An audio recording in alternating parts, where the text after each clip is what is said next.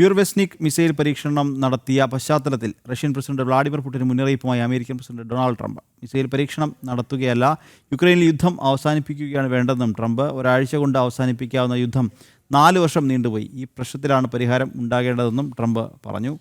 ഇക്കഴിഞ്ഞ ദിവസമാണ് ആണവ ഊർജ്ജത്തിൽ പ്രവർത്തിക്കുന്ന ബ്യൂർവെസ്നിക് മിസൈൽ റഷ്യ പരീക്ഷിച്ചത്. A nuclear submarine, the greatest in the world, right off their shores. So, I mean, it doesn't have to go 8,000 miles. And they're not playing games with us. We're not playing games with them either. We test missiles all the time. But, you know, we do have a submarine, a nuclear submarine. We don't need to go 8,000 miles.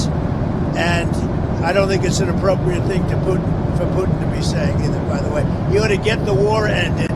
A war that should have taken 1 week is now in its soon 4th year.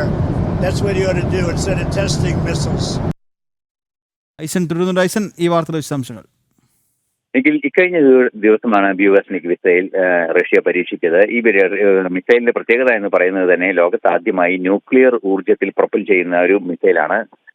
മിസൈലിന്റെ യാത്രാ വേളയിൽ ഉപയോഗിക്കുന്ന ഊർജ്ജം തന്നെ nuclear ഊർജ്ജമാണ്. അതുകൊണ്ട് തന്നെ അതിന്റെ സാധ്യത വളരെ കൂടുതലാണ്. വലിയ ദൂരത്തിൽ പ്രയോഗിക്കാൻ സാധിക്കുന്നതാണ്. 14,000 കിലോമീറ്ററോളം റേഞ്ചുള്ള, അല്ലെങ്കിൽ 8,700 കിലോമീറ്ററോളം മൈൽസിൽ റേഞ്ചുള്ള ഒരു സംവിധാനമാണിത്. ഈ സംവിധാനത്തിന്റെ പരീക്ഷണമാണ് ഇന്നലെ നടന്നത്. ഈ സംവിധാനം പരീക്ഷിക്കുന്നതിന് പകരം യുദ്ധം അവസാനിപ്പിക്കാനുള്ള നീക്കങ്ങളായിരുന്നു പുടിൻ നടത്തേണ്ടിയിരുന്നത്. ഒരു ആഴ്ച കൊണ്ട് തീരാവുന്ന യുദ്ധം ഏതാണ്ട് 4 വർഷത്തിലേറെ നീണ്ട ഒരു സാഹചര്യമാണ് ഇപ്പോൾ ഉള്ളത്. അത് അവസാനിപ്പിക്കുകയാണ് വേണ്ടത്.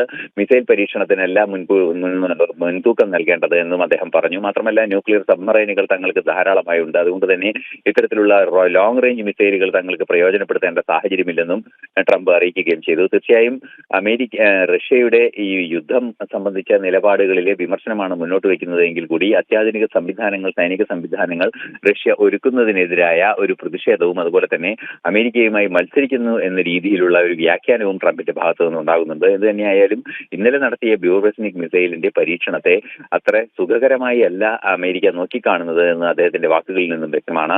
ഇത്തരത്തിൽ അതിശക്തമായ ഒരു ന്യൂക്ലിയർ മിസൈൽ പരീക്ഷിക്കുന്നതിലൂടെ മറ്റൊരു രാഷ്ട്രീയ സ്വഭാവം, അല്ലെങ്കിൽ ഒരു അന്താരാഷ്ട്ര ക്രമത്തിന്റെ ഒരു ഭാഗമായി മാറാവുന്ന ഒരു വലിയ രാഷ്ട്രീയ സ്വഭാവം തന്നെ ഇപ്പോൾ റഷ്യയുടെ ഭാഗത്തു നിന്നുണ്ടായി എന്ന് സ്ഥിരീകരിക്കുക കൂടി ചെയ്യുന്നതാണ് ഈ ട്രംപിന്റെ വാക്കുകളിൽ നിന്നും നമുക്ക് വായിച്ചെടുക്കാൻ സാധിക്കുന്നത്. ശരി ഐസൻ.